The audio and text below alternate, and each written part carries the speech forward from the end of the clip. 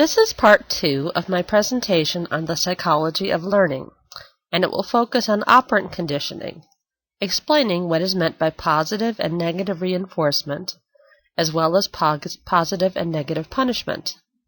I will also briefly address the difference between continuous and intermittent reinforcement, and introduce the principles of shaping more complex behaviors. Operant conditioning, sometimes called instrumental conditioning, is a form of behavioral learning in which the probability of a response is changed by its consequences, that is, by the stimuli that follow the response.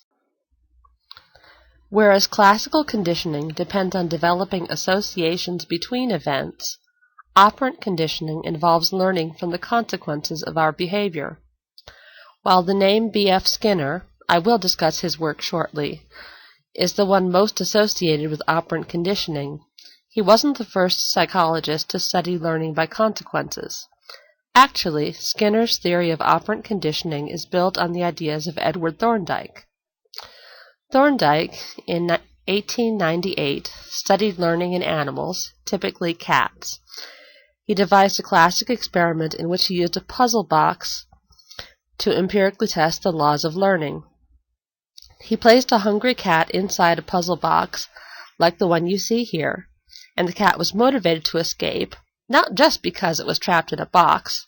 For my cat Socrates, that alone would be enough motivation. But also, Thorndike placed a scrap of fish just outside the box. He then timed how long it took the cat to escape. The cats experimented with different ways to escape the puzzle box and reach the fish. Eventually, they would stumble upon the lever which opened the cage. After the cat escaped, Thorndike put the cat back in the box and again recorded how long it took the cat to escape. After a number of trials, cats would learn that pressing the lever activated the open the door and get a treat mechanism, so the cats became quicker at pressing the lever. Based on these experiments, Edward Thorndike developed what he called the law of effect. Any behavior that is followed by pleasant consequences is likely to be repeated or stamped in, and any behavior followed by unpleasant consequences is likely to be stopped. In both reinforcement and punishment, the stimuli are presented after the organism makes a response.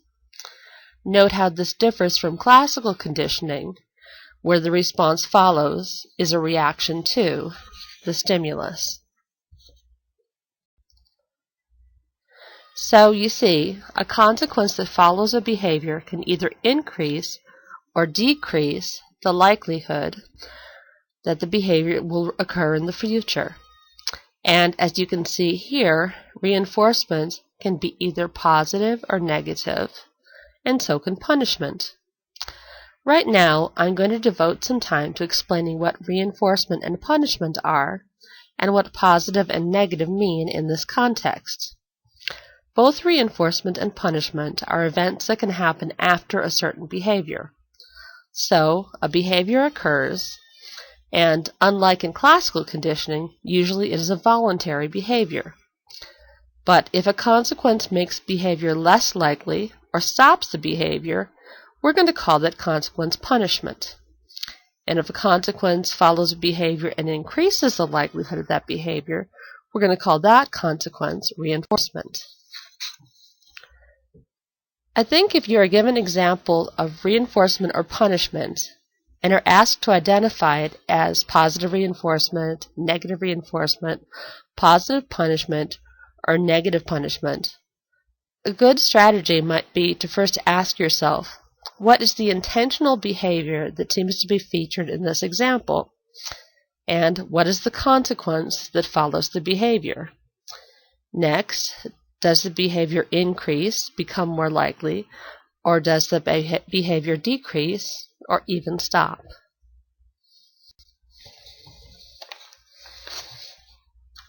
And again, if you see an increase in behavior, it has been reinforced, whereas if the behavior decreases or stops, it has been punished. So the words reinforcement and punishment And I think it's a good idea to try to keep any sort of value judgment out of your understanding of these terms. Reinforcement is some kind of consequence, whether or not we think it's a good idea or serves the better good of mankind, but it increases a certain behavior, and punishment decreases a behavior. Once you have decided that a certain consequence is either reinforcement or punishment, you can address the question of, is it positive or negative? And in the illustration you see here, the word positive was used to mean applies stimulus, and negative meant removes stimulus. So rather than thinking of the words positive and negative as referring to good or bad, which is often how we think of those terms, it might be more useful to think of the words in mathematical terms, like adding or subtracting something.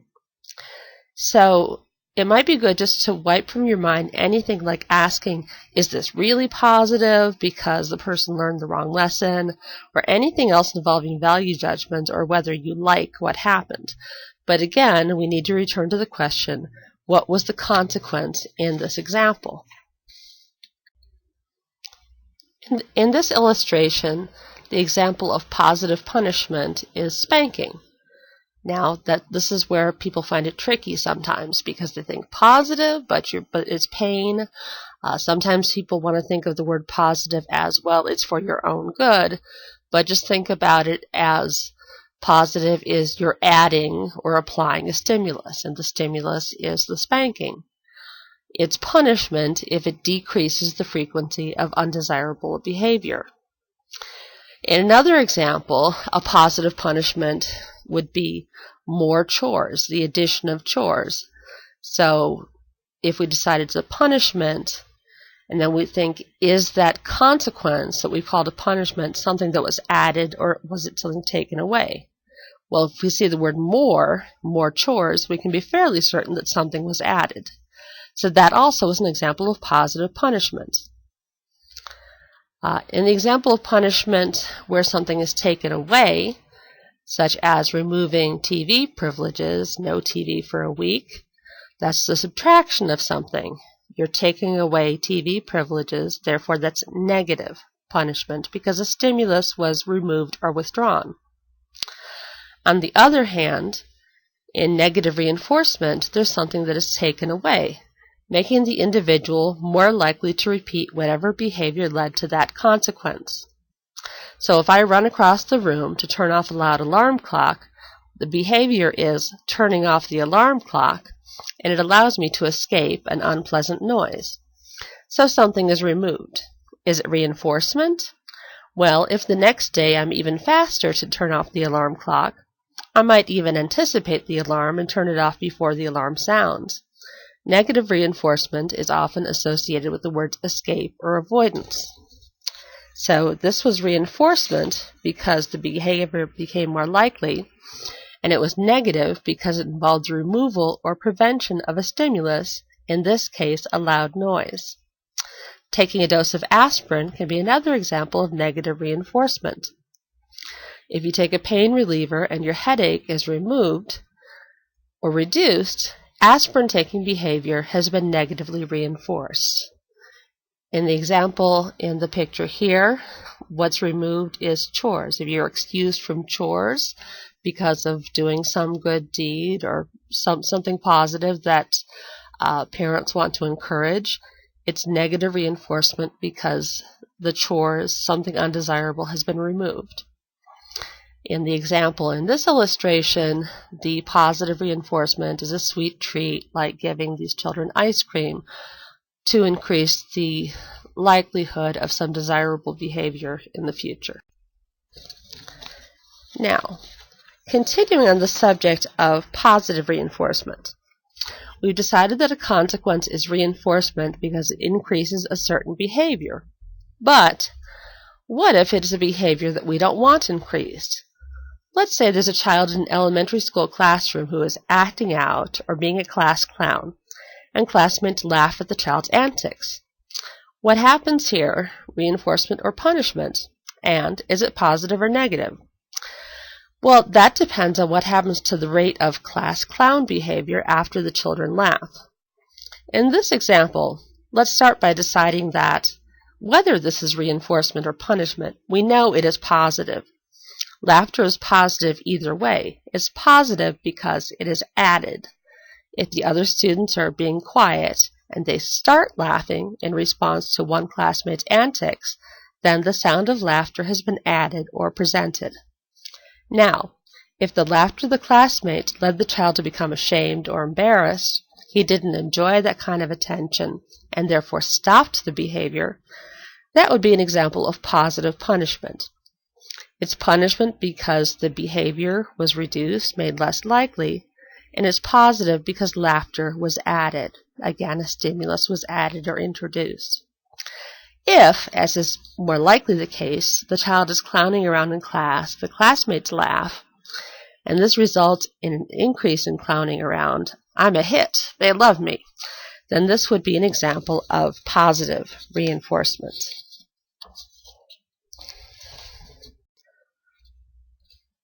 Also, reinforcement can be continuous. Every correct response is reinforced, or intermittent, otherwise known as partial reinforcement. In intermittent reinforcement, some, but not all, correct responses are reinforced. When teaching a new behavior, say teaching a child to hang up her coat when she comes home from school instead of just dropping it on the floor, continuous reinforcement would be your best choice. You're trying to teach a new habit, so you will want to reinforce, in this case probably praise or say thank you, every time the child hangs up her coat.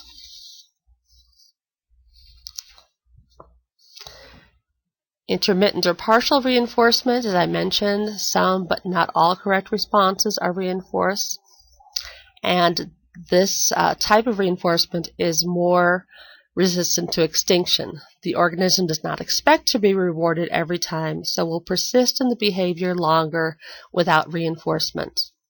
And extinction, definition, a learned response is weakened or disappears when reinforcement is removed.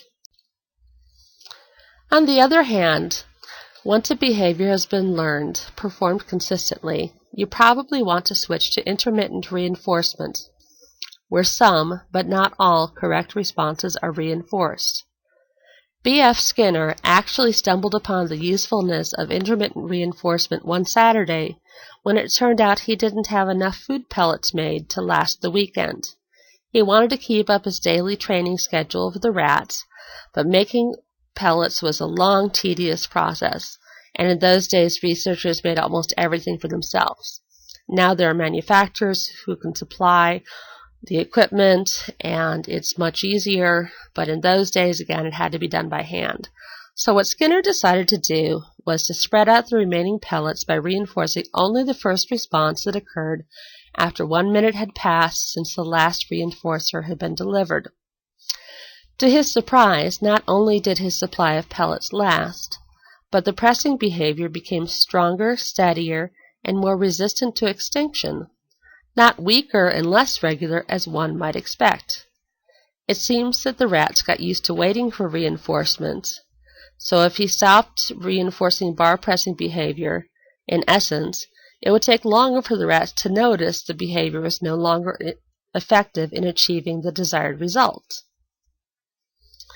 When the rats did stop bar pressing, this was an example of extinction, which is when a learned response is weakened or stopped altogether because it is no longer reinforced. The partial reinforcement effect has been used to explain the persistence of superstitious behavior. People will persist in carrying or wearing some lucky item because it has seemed to work at least some of the time.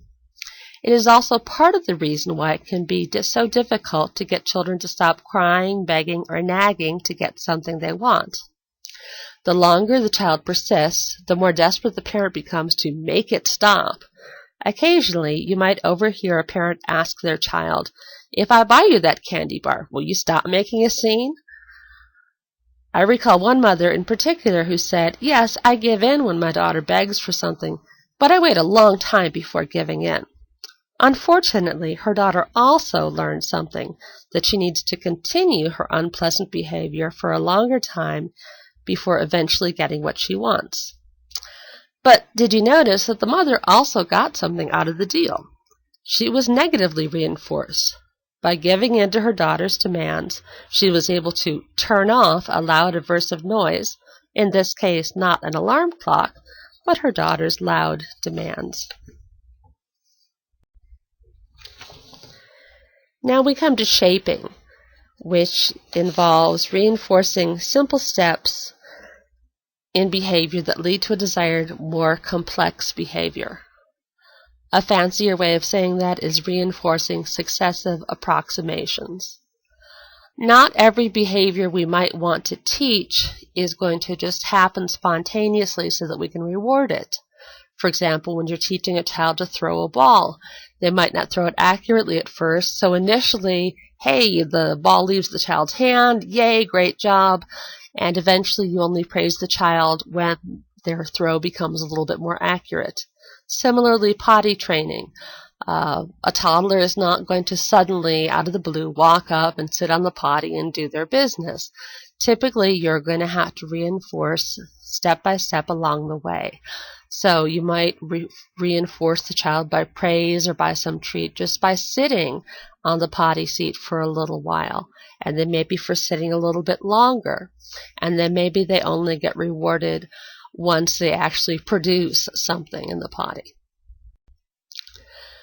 Now, shaping is often used in animal training. Some examples are assistance dogs for people with disabilities. My mother has raised puppies for canine companions for independence, and there are a number of behaviors that these dogs need to be able to do, that they need to be able to perform. And once they are raised by a puppy raiser, these dogs go on to advanced training where they learn how to open doors and retrieve items. And these are things that aren't going to happen just spontaneously, but they're going to have to be trained step by step. Similarly, if you see any animal performers, such as at SeaWorld, trained zoo animals, or animal actors in television or movies, chances are these behaviors have been taught by shaping. They've been taught incrementally, a step at a time, until the animal can do a fairly complex behavior. And one more example that has become somewhat popular is, instead of using a litter box, training a cat how to use the toilet. And this illustration here is from a web page that talks about how to do that step by step, and I will include that link in the comment section. And finally, on the last slide, I won't be doing any narration because a video is going to play showing the shaping of teaching a rat how to play basketball. And I think it's a really nice illustration about how the rat is rewarded step by step, and each time the rat learns how to do something, the trainer ups the ante a little bit, and they only reinforce once the rat has done something a little bit more complicated than the last time. So I hope you find that video informative, and thank you for listening, and I hope this has been helpful in understanding operant conditioning and a few of the moving parts involved in that. This video is a step-by-step how-to to show you how to teach your rat to play basketball. For this trick, you're going to need one rat that is inquisitive and wants to experiment with things that are placed in their environment.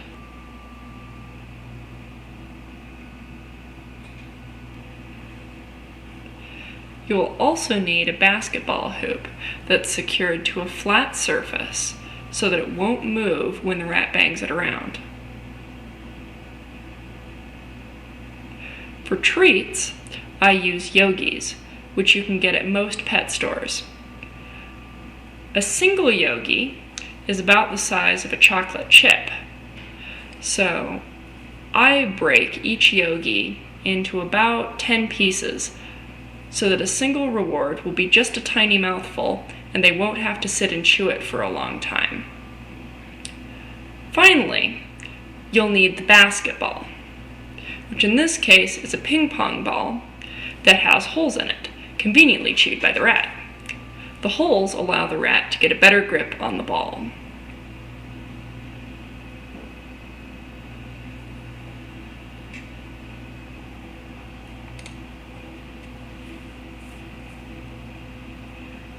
When you begin, you'll want to have the equipment out for a while so that the rat can get used to it.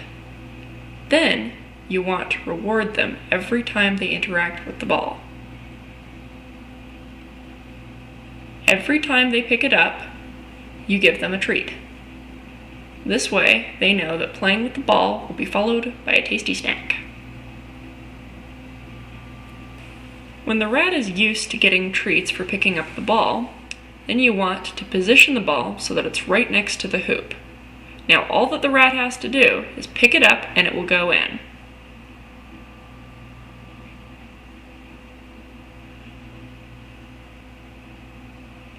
Here she is, picking up the ball because she knows that she will get a reward for picking it up, and naturally it goes into the hoop. Make sure that the ball is positioned so that it's going to roll in there without the rat doing much of anything.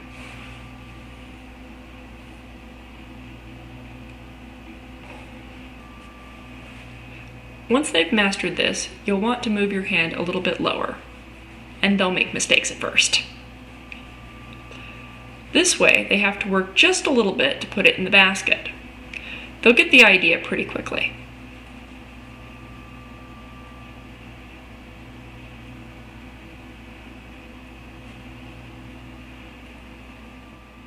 Now we're ready to move to the final step, which is where you do not touch the ball at all, and the rat puts it into the hoop.